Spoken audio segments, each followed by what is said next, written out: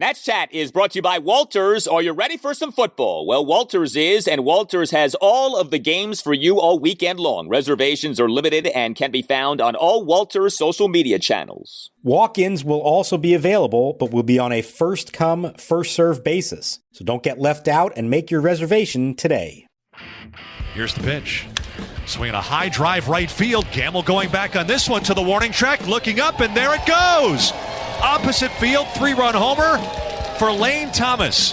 And the Nationals are in front 5-2 as Thomas clubs his 4th home run of the season. The Nationals have 4 consecutive hits here in the 4th inning. A homer starts it and a homer caps it. What a rally for the Nationals to take the lead back. You've got to think that the pairing of Corbin and Avila is going to continue. Second straight solid start. The pitch. Swing and a miss. Struck him out on a slider. So Corbin gets his 4th strikeout. And if this is it for Patrick, he retires the last 13 batters with a double play, 14 outs. We go to the 8th to score. The Nationals 6, the Pirates 2.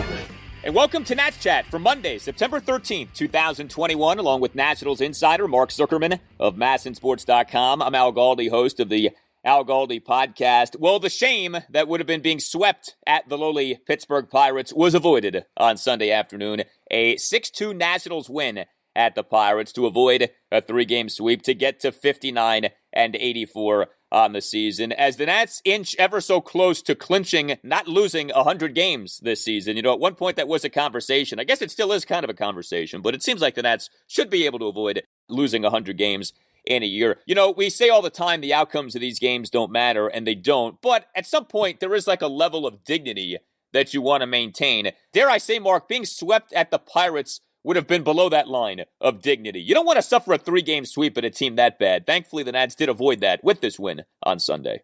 Yeah, considering that that's the only team in baseball that has not swept anyone this year, yeah, I would say that is something you want to avoid. And not to mention actually closing out a game that they led most of the way. Like, there was not really a lot of drama to this. Just a little bit in the 8th inning when Mason Thompson couldn't throw a strike, which we've come to expect from various Nationals relievers. But really outside of that, this was about as nice and tidy of a victory as they've had in a while. And it's nice to see them take advantage of the run support that they've been getting. I couldn't believe this one when I looked it up before the game. 8 times in their previous 18 games, they'd scored 5 or more. We've talked about this lineup actually being pretty good. 8 times they'd scored 5 or more, and they were 0-8 in those games. And as somebody else pointed out to me on Twitter, because they looked it up, that was the longest such losing streak in MLB history when scoring 5 or more runs. So, I mean, God, if they had done it again today, I mean, forget about it. So just nice to see them get the job done offensively and then just lock it down and not really make everybody sweat at the end. Yeah, it was a relatively drama-free game, and we've become accustomed to all of these games having some kind of drama. Like, as out of it as the Nats are, the games still have all these twists and turns, and there's all kinds of things that happen that you definitely want to discuss and recap afterwards. But, you know, you had the 10-7 loss at the Pirates on Saturday night. You had the 4-3 walk-off loss at the Pirates on Friday night. The game before that was that 7-6 10-inning loss at Atlanta on Thursday night. I mean, it feels like every game there's something. This game, for once, it kind of felt like there was nothing. Although, you know, there were a few things to chew on here, and chew we shall. So Patrick Corbin, for a second consecutive game, goes 7 innings, and for a second consecutive game is at least passable. I mean, in this game, to me, was more than passable. He was actually, dare I say, good? 2 runs in 7 innings? Old Corby. Huh? Who says he's shot? Who says he's done? Look, it's the Pirates. We know that. They stink. We know that. But Corbin has stunk for this season. So anytime he has success, you hold it and you squeeze it and you praise it and you hope that you get more of it. Corbin gives up just 4 hits, a triple and 3 singles. He issues just 2 walks, only has 4 strikeouts. Okay, but he does throw strikes, 64 strikes versus 37 balls on 101 pitches. I mean, with this guy, you'll take anything.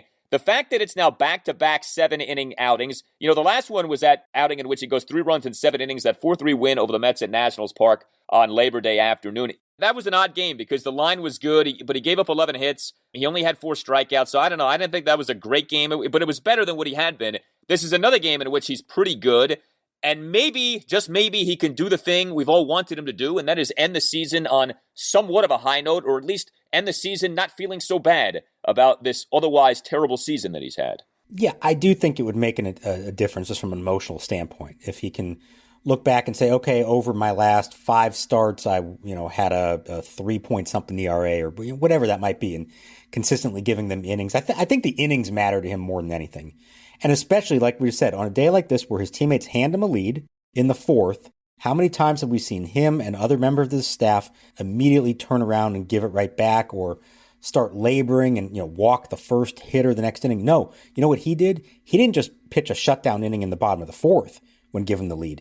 He retired the next 12 batters he faced once given the lead, did not allow anybody else to reach base before he departed at the end of the 7th. That's what you do. That's understanding the situation, not messing around, go after them. You realize it's a lineup that's probably not going to hit you that hard. Don't help them at all. Throw strikes. He worked well on both sides of the plate. His fastball command was good. He finished strong. And, I think there's a little bit to be taken here. It's a little glimmer of hope here in September on back-to-back outings. Now, it could all go down the toilet if he doesn't do this again, but it's at least a starting point for him to try to finish the season on a high note. He also got on base twice in this game. In that Nationals 4-run 4th, he had a 2-out single, and in the top of the 6th, he drew a 6-pitch walk. For all of the walks that Corbin and others on this Nationals pitching staff have issued this season, nice to see a pitcher himself draw a walk in a game, and Corbin does that on Sunday afternoon. His ERA for the season now is below 6, so he did cross that plateau. We have that to celebrate. His ERA is down to 5.98 on the year. And I will say this about Patrick Corbin, and I know it's not saying much because he's haven't been quality innings and quality starts, but he does post. In a time in which we've seen so many Nationals pitchers deal with injury and guys just not be available for chunks of seasons, Patrick Corbin has made 28 starts now this season. He is by miles the Nationals leader in innings pitched. Now, obviously, if the Nats had not traded away Max Scherzer, Max would be on the top of that innings leaderboard. But there is something to be said for that the body is holding up. That's one of the things that makes those Ryan Zimmerman comments about Corbin being abused in October of 19 kind of funny. He hasn't had injury problems these last few years. He is healthy. And so if he can figure it out, I think you actually are back to being in a pretty good place with him, because he seems like a pretty durable guy. If he's on, you can pretty much say, you know what, over a 162-game season, this guy's going to give you 175 to 200 innings. And obviously that's not something that's so common anymore. Right. And that's why I think even if he doesn't ever regain that 2019 form, if he can at least stay healthy and make his 32 starts and give you, like you said, 175, 180 innings, and, just maintain a respectable ERA. Obviously not when you're bordering on 6, but if you keep it more in the 4 range, there's still value in that. No, it's not going to be worth $140 million that he's being paid, but on a team that has so many question marks, so many uncertainties, and ultimately a lot of young guys in their rotation, there is real value in having a pitcher who you just know is going to take the mound every 5th day and just give you a chance to win. We've set the bar really low. That's all they need Patrick Corbin to be. He doesn't have to lead this staff. They're going to have others that hopefully can do that. But they just need him to be reliable, give him a chance to win, and take the ball every 5th day. Now, he's done the part of taking the ball every 5th day. He has not done the part of giving them a chance to win enough.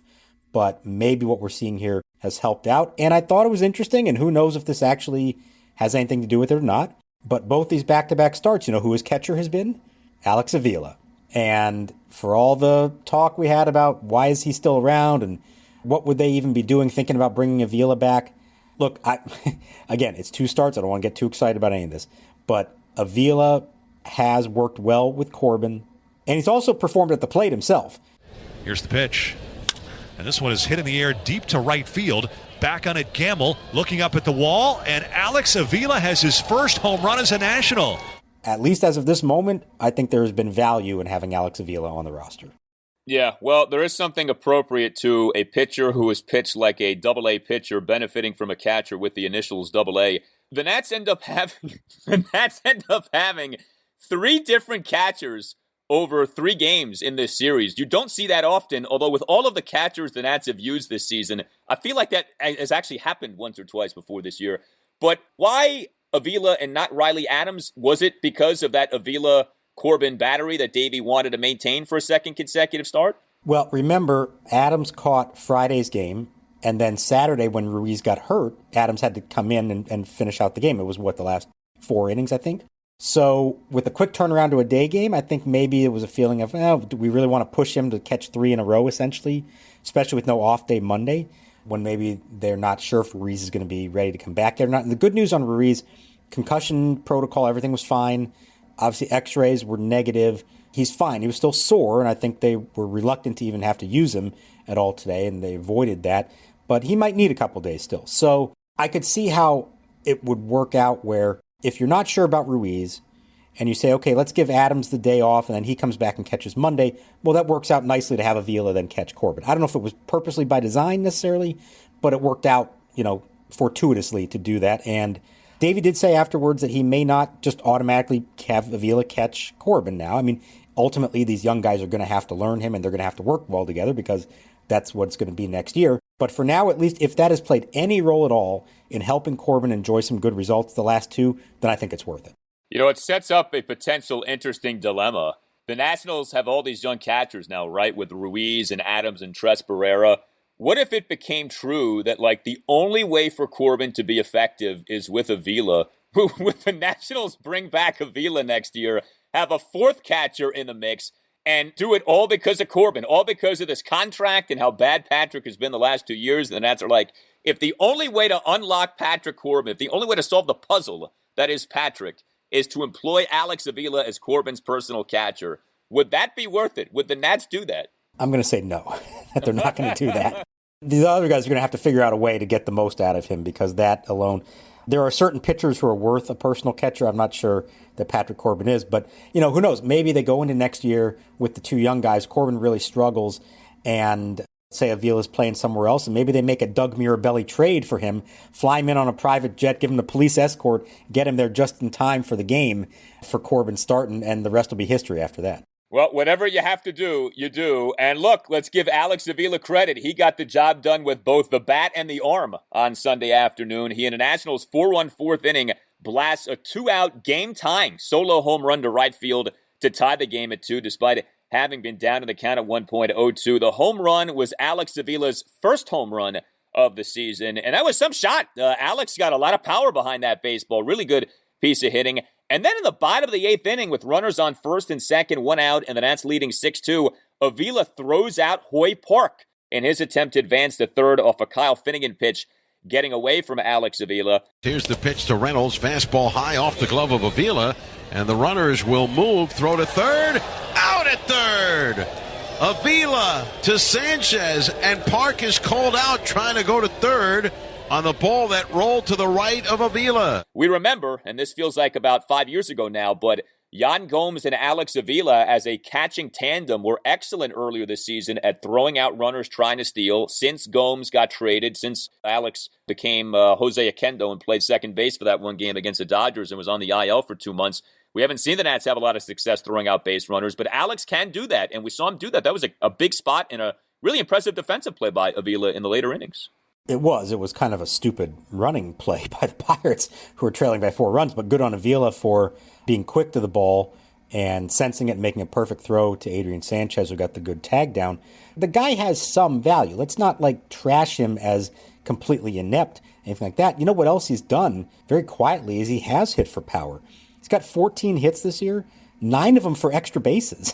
So he doesn't hit a lot, but when he does, he's made them count. I remember early in the year, I think we may have talked about that or noticed that when, he was hitting under 200, but he actually draws walks, he's got a decent on-base percentage, and his hits were meaningful. Between that and the work behind the plate, again, I think there's some value there. Enough value to say we're going to bring him back next year? No, because you actually have young catching depth for the first time ever. But for now, I'm okay with it on an expanded roster, keeping him as your third guy, and even finding some spots for him to play like they have done here. Well, one of the other subplots to tonight, certainly catching Tim Wakefield, a guy who just arrived moments ago and reacquired by the Red Sox. This is Doug Mirabelli coming over from San Diego and playing earlier just moments ago, arriving at the ballpark, escorted by a state trooper, and getting here into the ballpark. It was Jason Varitek that warmed up Tim Wakefield, but it'll be Doug Mirabelli who catches him tonight in uniform as he arrives here at the park. So, out of the trooper's car and onto the field here at Fenway Park. How do you like that?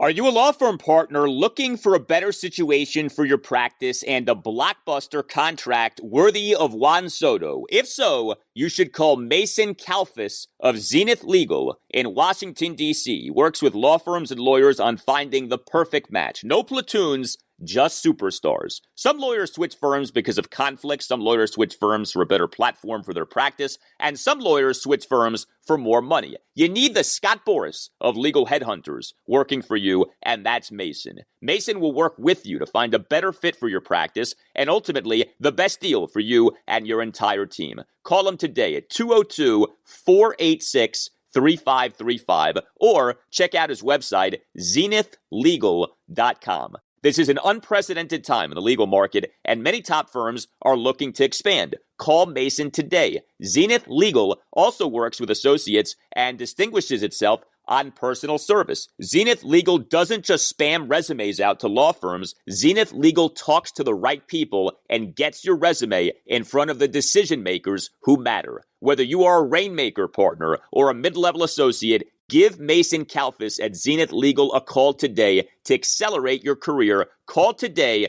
202-486-3535. Hey Nats fans, are you looking to buy or sell a home or an investment property?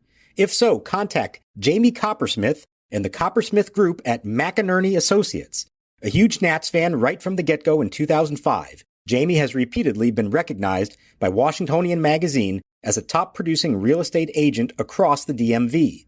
Referred to by a client as a Jedi Master of real estate, he will bring his expertise to bear on your behalf, helping you understand and navigate this challenging real estate market. Jamie is a 5-tool agent who's as patient as Juan Soto at the plate. He has his own version of Moneyball, a strategic and statistical market-based analysis that balanced with a deep respect for your specific real estate needs, goals, and timeline. So, whether buying or selling, call Jamie Coppersmith today at 202-525-7471 or visit his website at thecoppersmithgroup.com. That's Coppersmith with a K. And the 1-2. Swing and a line drive toward the middle. Kind of squib thing. He cracked his bat. Escobar has it. Fires to Bell at first. And that's it. A Curly W's in the books. The Nationals take the finale as this 3-game series and the final meeting of the year between the two teams. And they end up winning the season series 4-2 as Kyle Finnegan closes it out into the final inning in 2/3 to preserve the win for Patrick Corbin. In terms of the Nats bullpen on Sunday afternoon, this was another game in which the Nats had to spin the wheel of ineffectiveness, and it was Mason Thompson's turn to be ineffective. But because Patrick Corbin went 7 innings, he didn't have to use 3 or more relievers in this game. That was good. Mason Thompson begins the bottom of the 8th inning, issues a leadoff 6-pitch walk of Hoyt Park, gives up a 1-out full count single to Kevin Newman, and then gets pulled from the game. You know, Mason Thompson, at times he looks very good, but at times he doesn't. This obviously was one of those times in which he did not look good. Thompson, over 16 2/3 major league innings for the Nationals, has a whip of 186. I mean, way too high for a reliever. But Kyle Finnegan comes in and, with a little help from Alex Avila, tosses 1 2/3 perfect innings for a 5-out save. We've now seen this a few times from Kyle Finnegan, the ability to come into a game in the 8th inning and close out the game, pitching more than the inning. It had been a few days since we had seen Kyle Finnegan pitch. I thought it was a little concerning when he wasn't used in that game the other night because you're like, geez, I mean, he is young and he had the previous day off, so this was Friday night in which he wasn't used, but he had pitched a decent amount prior to Thursday, so I could kind of understand things in that regard. But Finnegan comes into the game, looks sharp, and he now is 9 for 11 on saves on the season, ERA at 2.61. The Nats closer showing some diversity here in terms of he's not just a guy who has to pitch 1 inning. He can give you more than that. Yeah, and the best part of this one, no drama at all. It helped. He came into a jam that was created by Thompson. Avila helped out getting the first out, but then Finnegan did the job, got out of the inning, and then a real quiet 1-2-3 ninth. And that's what you want from a closer. You want no drama. You don't want the guy. Much as we love Chad Cordero, he joked about when we talked to him how he had a penchant for loading the bases and then getting his way out of it. Ideally, you want this 1, 2, 3. Don't make anything out of it. Don't give him a sniff of anything.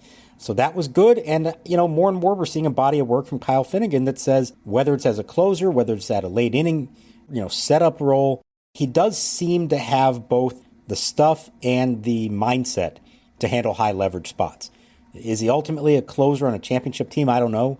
But he deserves to be in the mix in the 7th, 8th, and 9th innings. And I think more than anybody else, at least who's still around at this point, they've all had their moments, but he's had the most consistent moments and the fewest blow-ups.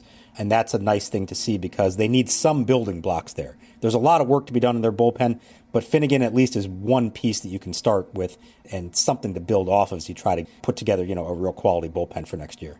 Yeah, I mean, all these relievers in the Nationals bullpen right now have talent to varying degrees. I don't know, though, who else you would say comes close to having been as consistent as Kyle Finnegan has been since the sell-off.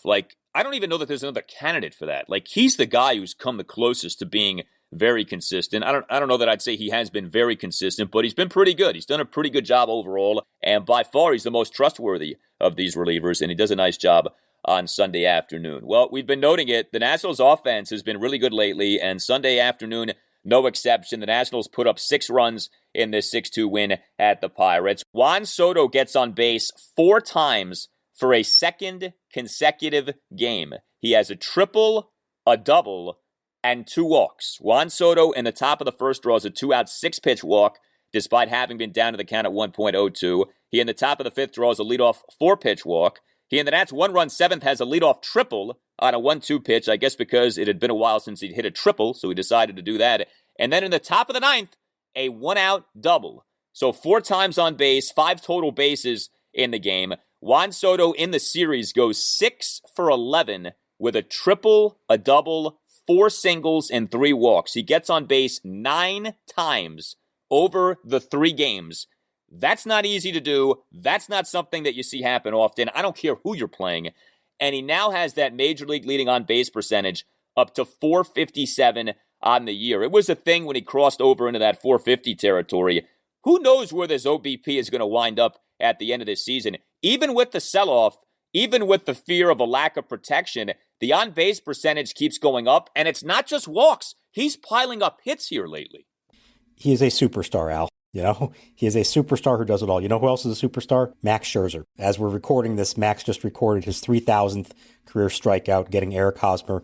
And oh, by the way, as we're recording this, he has a perfect game through 5 innings against the Padres. Scherzer, 3 balls, 2 strikes. Hosmer, the hitter. Here's the pitch. Swung on and missed, strike 3. 3,000 strikeouts from Max Scherzer, becoming the 19th pitcher in Major League history to enter that very exclusive club. A standing ovation inside Dodger Stadium. Max Scherzer into the history books. Now, by the time you all listen to this in the morning, you'll know whether he finished it off or not. We're not going to be on the air long enough to know that, but had to just mention that. And I know it's bittersweet for Nationals fans to see him have that kind of success in the Dodgers uniform. But as someone who's gotten to know him over the last 7 years, pretty cool to see him reach a big milestone for pitchers. Speaking of milestones, Juan Soto is going to be a guy who's going to set a lot of milestones before this is all said and done. He has now reached base 4 times in 19 games this year. That's insane how much he does that. Big games. And this one almost felt like a little bit of a ho-hum one. 2 walks and then a triple and a double, and it didn't even feel like some kind of superstar performance. It was just kind of a run-of-the-mill game for him. This is who he is. Every at-bat is quality. He doesn't give away at-bats. Obviously, we know he comes through in the clutch, as we've seen from him over the years, but even on a day when it's a pretty comfortable game, and he didn't necessarily have a huge impact in them winning this game, and he still gets on base 4 times. That's how good he is. It's how he can beat you in so many different ways, and we're not there yet, but he is putting himself into the MVP conversation with what he's doing. Maybe he's going to be hurt by the team's performance and the fact that the narrative for the first half of the year was that he was having a down year. But at the end, when you look at the numbers and compare him to Bryce Harper and some others, I think he's going to be right there if he keeps this up. Certainly, he goes down as one of the best offensive players in baseball this season. The defense has been good. You could maybe argue, well, it hasn't been great enough to where he's right up there with the best in the majors in terms of overall value, but he's going to get votes. That's for darn sure. And if he keeps this up, he may get more than just a few votes, more than just a few token votes for sure. The standard by which all Nationals position player seasons are judged, right, is that Bryce Harper 2015. Bryce's on-base percentage for that MVP 2015 season was .460. Juan's on-base percentage now this season is at .457. So in that regard, Juan is essentially equaling what Harper did in that all-world 2015, just to kind of highlight the season that Juan Soto is having. It's remarkable what he does, and that's some stat. 19 times in a season, you get on base 4 times in a game. That's crazy. Like, most guys would kill to do that, 2 or 3 times in a season. Homie's done it 19 times, and we still got a few weeks left in this season. Josh Bell continues to get on base game in, game out multiple times, does it again on Sunday afternoon, doesn't have a hit, but he has 2 more walks. I have to tell you, I'm fascinated by this, how Josh Bell, for so much of this season, was like never drawing walks, and now all of a sudden, he's like Joey Votto. Like every game, he's drawing at least a walk, maybe 2. He ends up drawing 5 walks over the 3 games in this series. He also, of course, had the big home run in the 4-3 walk-off loss at the Pirates on Friday night. Has Josh talked about this at all, like the plate selection, why all of a sudden he's piling up all these walks? Yeah, he feels like he's been better at not chasing pitches. That's among the reasons that he's been so good with 2 strikes that we've seen from him this year, because he is not chasing pitches out of zone. He's had better discipline. I know he's worked a lot with Kevin Long on a variety of things. You know, he's still got the long swing, but it's maybe not quite as long as we saw early on spring training in April when things were so bad for him. So I think he's gotten more into his legs and been able to get to more balls. But the pitch selection has been outstanding. And the reason I think that when he does hit the ball, he's hitting it so well is that he's hitting good pitches to hit and not hitting pitchers' pitches. So that's been a really nice sign. We keep talking about it over and over, but I think you really have to acknowledge that he's having a good year. That I know the first 6 weeks were awful, but what he's been able to do since then has more than erased that, I think. And while the total numbers are a little less than you would ideally like, they're still very solid all across the board. And he's still got 3 weeks to go and can add to it. And I think at the end of the day, we're going to say that Josh Bell had a good season for them, so much so that he really feels like he is going to be an important part of this next year and potentially beyond, depending on how it all shakes out. Yeah, I mean, one of the things I remember we discussed when Josh was struggling was that, well, he was hitting balls hard. And I know that people will get sick of hearing that because eventually you're like, I don't care about how hard you're hitting the baseball. Like, I want to see results. But the reason we focus on stuff like that is because those process stats do matter, because they tell you, like, is he just totally lost or is he actually doing some things well? And he was doing some things well. And this is one of the good things about baseball. The season is so long that if you're doing things well, eventually the results are going to bear that out. It's hard to fluke it for 6 months. You can fluke it in a good way or a bad way for a month, maybe 2. But like over the course of 162 games, it's hard to fake it, man. Like that old Bill Parcells thing in football of you are what your record says you are. I don't think that's true in football. It's only a 17 game season. Baseball, though, 162, you are what your record says. It's hard to fake it, right? And I think it's the same thing with like personal statistics in baseball. It's hard to fake it over 6 months. And so as time has gone on, Josh Bell's result stats have come to reflect the process numbers, and that's good. He deserves it. He's done a good job in that regard and getting on base like crazy here lately, so very good to see that. Another guy who continues to hit, and this is another person who, like every game we have to note, but Lane Thomas, the Lane train, coming through with a big 3-run homer in this game on Sunday afternoon. In the Nats' 4-run fourth, a 2-out, 3-run opposite field homer to right field for a 5-2 Nats lead. Now, if this is like most other Nationals games this season, and certainly lately, that home run does not hold up in terms of giving the Nationals that 5-2 lead, but that turned out to be exactly what the Nats needed. It's Lane Thomas's only time getting on base in this game, but obviously a huge hit, and the Nats are able to maintain holding that edge on the Pirates. So I think probably the most exciting thing about Thomas here, I mean, it's not shocking that he has done well, I guess, as much as we want to think so. Like, the guy has some skill, but it's the power. I don't know that anybody really saw that coming, especially in this case, power to the opposite field. That one was to right center field. So he's now in 26 games slugging .537. That's better than Juan Soto's slugging percentage for the year, which is .528. Better than Trea Turner's was with the Nationals, .521. Kyle Schwarber was at .570 during his time with the Nats, based off of 1 month, essentially. So, I mean, those are the people we're talking about in comparison. Now, it's only about 100 plate appearances, so let's not go crazy. But as we keep saying, each passing day, it's a bigger body of work. And you say, okay, there may be something here to work with. And so even though he's a leadoff speed guy, contact guy, you would think the fact that he does have some power in there too, I think is just an added bonus to what has already been an absolute bonus for them. This is the cherry on top of a Sunday that nobody ever expected to be getting here for the final 2 months of the season. Yeah, he's gotten on base in every game in the month of September. I noted this on the last installment of the podcast. He's been remarkably consistent. He hasn't had more than maybe 2 consecutive games in which he doesn't get on base. Like every game he does something. Every game there's something to note with Lane Thomas, which I think is always better than the guy who goes on some torrid run and then he does nothing for a few weeks. You rather have someone you can count on. And Lane Thomas, at least in, again, this small sample size, has been someone who the Nationals have been able to count on. Another guy who is emerging in the power department is Luis Garcia. This is pretty surprising. Of all the things that have happened over the last few weeks with the Nationals, the rise in power of Luis Garcia might be the most surprising.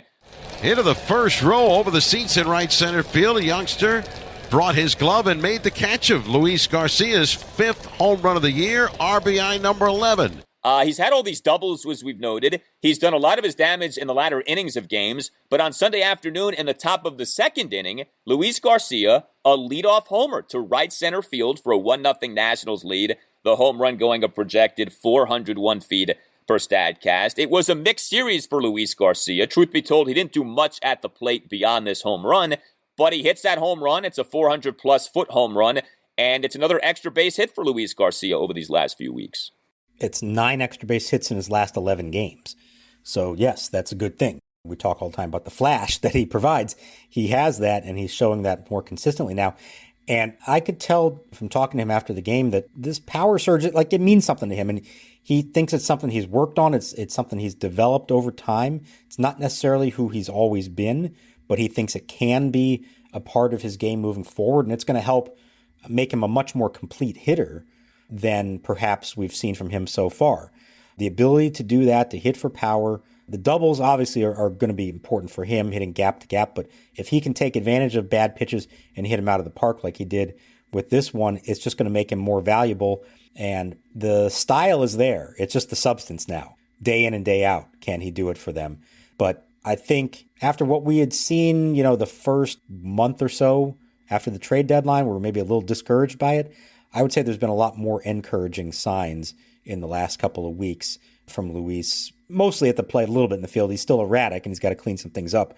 But at the plate, I think there's definitely been some things that we didn't necessarily see before and can look at and say, okay, we see where this is. We see what he can be if he can continue this.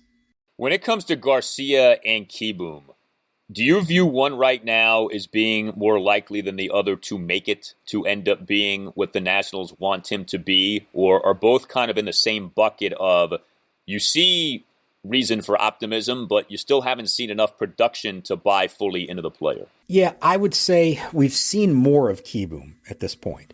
There's a larger body of work, and so that makes his struggles maybe a little bit more concerning. Whereas Garcia, we still haven't seen a whole lot, and he's a couple years younger than him. He's still really young. Now, that said, Kieboom was higher touted coming into all this than Garcia was. And so, in theory, that means Kieboom has a higher ceiling, although we just haven't really seen it as much. I would say that of the two, Kieboom needs a strong finish more than Garcia does. I think even if Garcia struggles somewhat the rest of the way, you'd still say, well, he's 21 and we haven't really gotten a good look at him yet. There's still time for him to develop. If Kieboom were to fall off a cliff here the rest of the way, that could put some serious doubts in your mind about what he's going to be long term. Now, I think he's been better. I think especially in the field, he's become more consistent. Kieboom has at third base, and he is starting to deliver hits in big moments. He's still not dominating at the plate or anything like that, but he has refined it to where he's at least delivering in some bigger spots. So I think that helps. I don't think either one's a lost cause at this point. But I would say at the moment, there's probably more pressure on Kieboom than on Garcia, just because he's been up a little bit longer and he's a few years older. And so in theory, he should be more advanced and producing more now than Garcia would be expected to. Yeah, with Garcia, there's all this skill, right? And obvious athleticism. And it's just like if you can harness that in the right direction, you really could have something there because he's got all the ability you could ever ask for. And he seems to have that kind of like requisite cockiness / confidence. It's just a matter of being consistent, being focused, hitting for power on a more consistent basis as well. But I had concerns about Luis Garcia. I was like, I don't know if this guy's an everyday player. I can't say I'm positive, but certainly you're feeling better about that now. Like you're starting to see, okay, like maybe this guy can be your everyday second baseman for multiple seasons to come. Nats Chat is sponsored by Silver Branch Brewing Company, located in downtown Silver Spring, only a 1-minute walk from the Silver Spring Metro station. Silver Branch is a perfect jumping-off point to Metro down to the game. Park at the Cameron Street parking lot and meet up with friends for a beer and a bite to eat before metroing down. You can also get Silver Branch beer at Nationals Park. Beyond the Gnome World, one of Silver Branch's 4 flagship beers, is available at District Drafts at Section 223. Brewed to be light and refreshing, Beyond the Gnome World won a gold medal for the Saison beer style at the Great American Beer Festival last year. Beyond the Gnome World is deliciously dry and thirst-quenching and the perfect beer for hot summertime ball games. You may not be familiar with Saison, but take our word for it, baseball season is the perfect season for Saison, and buying from District Drafts to support your local breweries is a gnome run. Go to Section 223 and try Beyond the Gnome World the next time that you're at Nats Park, and make sure you stop by Silver Branch, located in Metro Plaza, just steps from the Silver Spring Metro. Silver Branch Brewing Company, when you come in, let them know that the Nats Chat podcast sent you. Hey Nats fans, this is Eric Bramer, play-by-play broadcaster for the Fredericksburg Nationals. Time is running out to see the Fred Nats in their inaugural 2021 season at beautiful new Fred Nats Ballpark. With promotions every night of the week and a talented roster that includes Jackson Rutledge, Jeremy De La Rosa, Brandon Bossier, Yordi Barley, and many more, the time's never been better to see tomorrow's Washington Nationals stars today. Visit FredNats.com for ticket information and follow us on social media at FXBGNats for the latest updates. No idea where to play him. He could hit it anywhere. Pitch swung on, line to left. Alford is toward the line. He's on the run. Can't get it. It bounces over the wall and out of play. It is a fair ball and an automatic double for Soto. The card wasn't right. They had him shaded the other way, but they didn't have him over on the left field line as Soto has a laugh with former teammate Wilmer Defoe. Breaking ball hung. It was running away. Soto goes with it beautifully. His 17th double of the year. 2 extra base hits, 2 walks. All in a day for Juan Soto. A privilege for us to watch him play every day. You can always email us at the Nats Chat Podcast, natschatpodcast@gmail.com. Well, with Juan Soto just killing it right now, we got this email from Josh Silver. So we've been asking for predictions for 2022. Josh's prediction is as follows. Juan Soto signs an extension, which is essentially 6 years, $210 million with multiple opt-outs after that. I would think any extension you sign Soto to is going to have to start with a 3, maybe even a 4. Is there a way to do a Soto extension with a 2? I would think not, but you tell me. Well, is he saying that there's 6 and 210, or 6 and whatever for 200, but that's like just up to the point of the opt-out, and then there are more years after that? Or is he saying it's a 6-year deal with opt-outs prior to that? Because that's not going to get it done.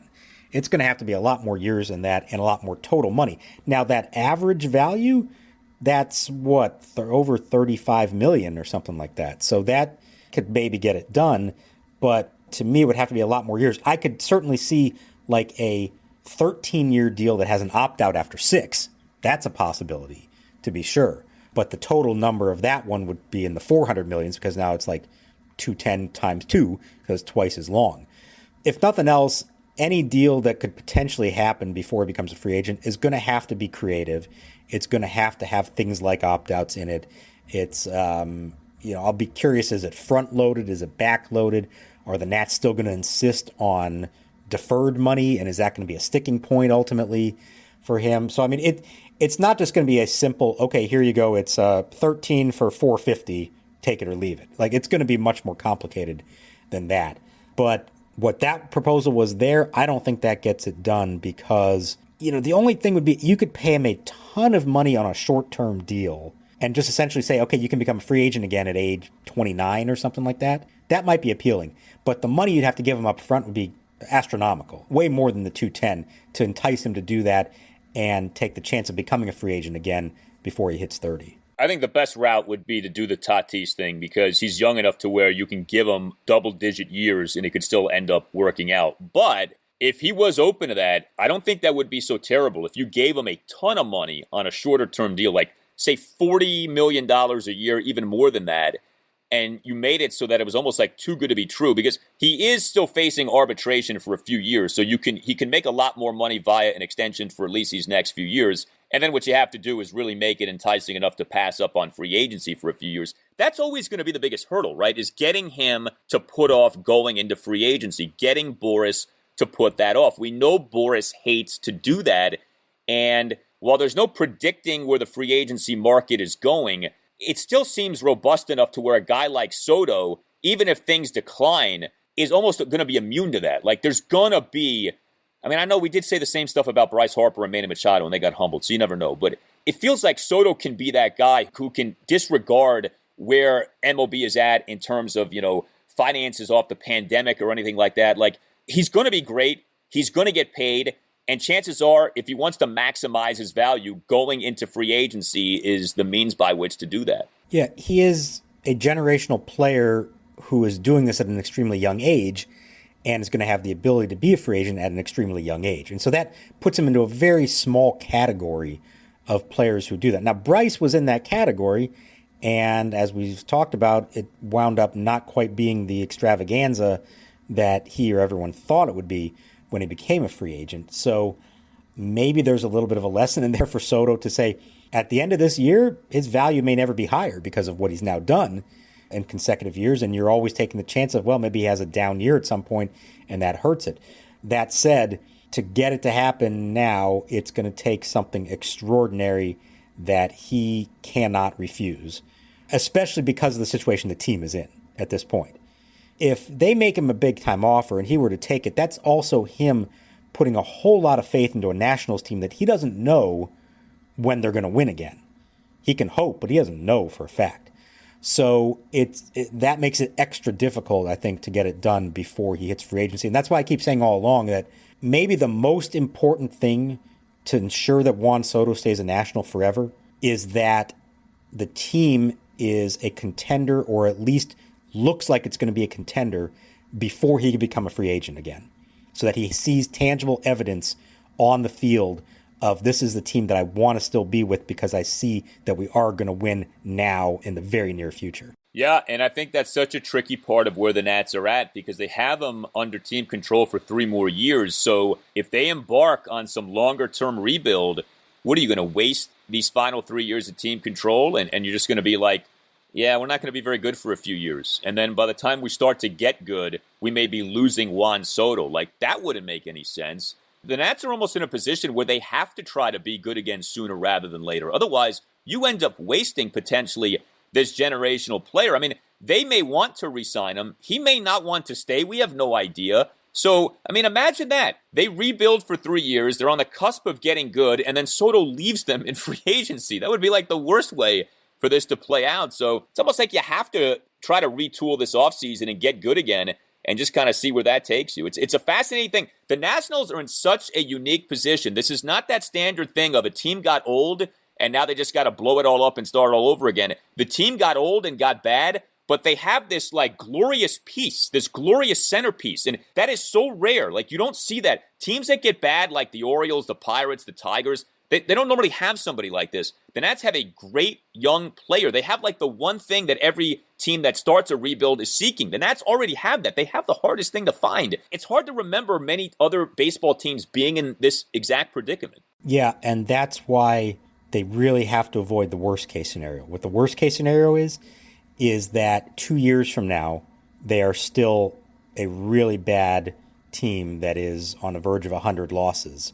And Soto is a year and a half away from free agency. And Mike Rizzo has to do what he did with Trea Turner and say, we have to trade you because we're not going to win and we can't risk losing you and getting nothing in return. That's the worst case scenario. And so that's why, maybe not in 2022, but by 23, you have to see signs of progress that makes you believe and makes him believe that this team is going to be good again before he can leave.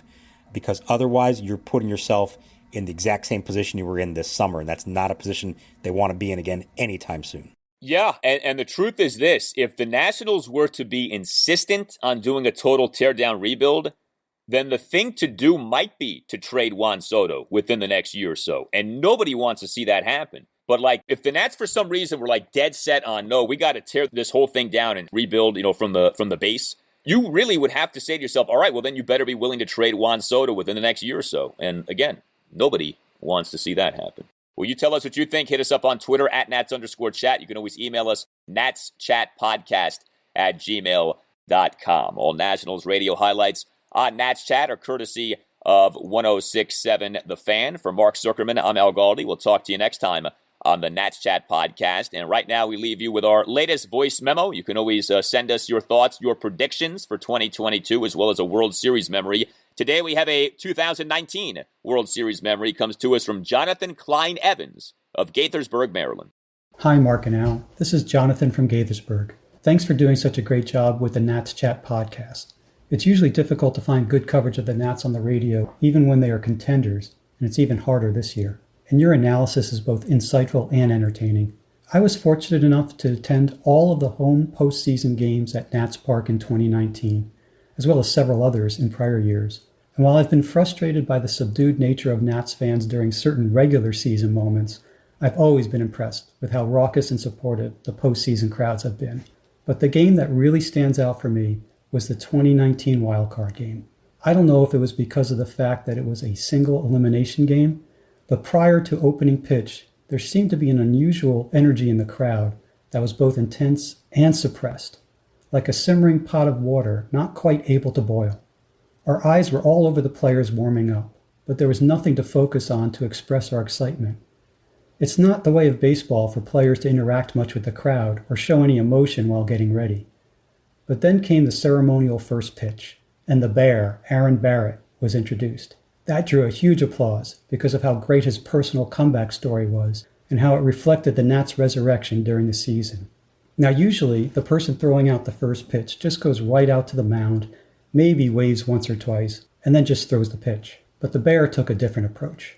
Seeming to sense that the crowd was looking for an antenna to capture our energy waves, he took a turn off the route to the mound and started walking around it, looking out at the crowd in different directions, while waving his arms and holding his hand to his ear to egg us on. The place went wild. The simmering pot of water exploded into a roaring boil. As he led us in rhythmic clapping from the mound before the pitch, it was clear that he, representing the team, and we, the fans, were all sharing in the joy and celebration of having made it to the postseason. And that seemed to catalyze a frenzy that was sustained throughout the entire game, including through the early Brewers home runs, which caused only momentary letdowns, and finally culminating in the crescendo, the Soto hit in the bottom of the eighth, where the bedlam lasted through the entire inning break and then through the top of the ninth. As intense as the crowds were throughout the rest of the games, I feel the wildcard game was the peak experience. And I think Aaron Barrett deserves some credit for his inspiring role. Here's the set of the pitch. Swing and a fly ball, shallow left center field. Robles coming over calling, and he makes the catch. The side retired. Aaron Barrett smacks his hand in his glove, and Gomes coming over to shake his hand as he walks off toward the Nationals dugout on the third base side. You know what, Dave? I think he's come to tears. Yep. I think there are tears flowing as he walks off the field with a scoreless inning. And high fives from all of his Nationals teammates. If that doesn't get you, nothing will.